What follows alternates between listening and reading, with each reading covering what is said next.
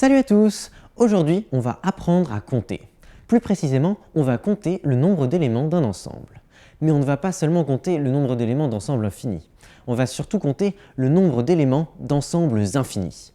Par exemple, peut-on comparer le nombre d'entiers pairs au nombre d'entiers?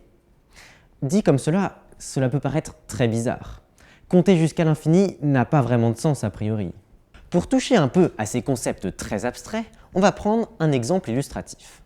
Imaginons un hôtel futuriste qui posséderait un nombre infini de chambres, numérotées. La chambre numéro 1, numéro 2, numéro 3, etc. Cependant, une infinité de lapins arrivent, on va dire qu'ils sont eux aussi numérotés à partir de 1, et remplissent tout l'hôtel. Puis, un autre lapin, on va l'appeler le lapin numéro 0, arrive et voudrait lui aussi prendre une chambre à l'hôtel. Le problème, c'est que ce n'est pas possible puisqu'elles sont toutes remplies. Mais il y a tout de même un moyen pour lui de se loger.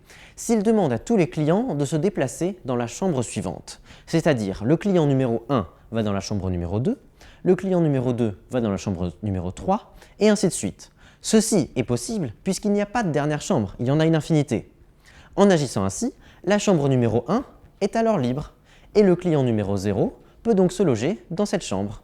L'hôtel accueille donc une personne de plus. Si on continue dans cet exemple, et qu'ensuite une infinité de touristes arrivent pour se loger eux aussi, et qu'ils sont numérotés à partir de 1. Une solution ici est alors de demander au client d'aller dans la chambre de numéro 2 fois plus élevé. C'est-à-dire, le client de la chambre 1 doit aller dans la chambre 2, le client de la chambre 2 doit aller dans la chambre 4, le client de la chambre 3 doit aller dans la chambre 6, et ainsi de suite. En faisant cela, toutes les chambres de numéro impair sont alors libres et les touristes peuvent donc se loger.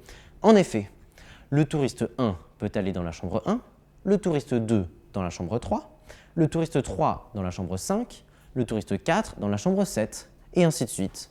L'hôtel peut donc loger une infinité de personnes en plus. Si on va encore plus loin et que l'on considère maintenant une infinité de bus contenant chacun une infinité de martiens. Chaque bus est numéroté à partir de 1 et chaque martien est aussi numéroté à partir de 1. Donc, chaque martien est repéré par deux nombres, le numéro de bus et le numéro de sa place dans le bus. Donc, par exemple, le martien numéro 4 du bus numéro 2 sera repéré par le chiffre 4 et le chiffre 2. Cela représente donc une infinité d'infinités. Cela fait beaucoup de martiens, et cela semble être un ensemble beaucoup plus important que le nombre de chambres dans l'hôtel. Et pourtant, on arrive quand même à placer tout le monde dans les chambres, grâce au tableau suivant. Nous avons donc là le tableau représentant les martiens. En colonne, les numéros de bus, et en ligne, les numéros de martiens. Tous les martiens sont donc représentés ici par ce tableau qui, s'il était infini. Ensuite, nous avons le même tableau, mais avec en plus les numéros de chambres en rouge.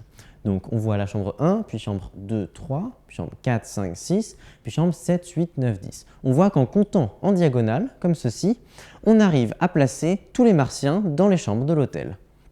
On a donc réussi à caser une infinité d'infinités dans seulement une infinité de chambres de l'hôtel. On pourrait alors se dire que tous les infinis sont aussi grands, mais c'est faux. Il y a plus de nombres réels que de nombres entiers. On a donc vu que les infinis ne sont pas si faciles à comparer. La première intuition n'est pas toujours la bonne. Dans une autre vidéo, on pourra vous expliquer plus mathématiquement ce dont on a parlé dans celle-ci si vous voulez vraiment comprendre comment ça marche. A plus!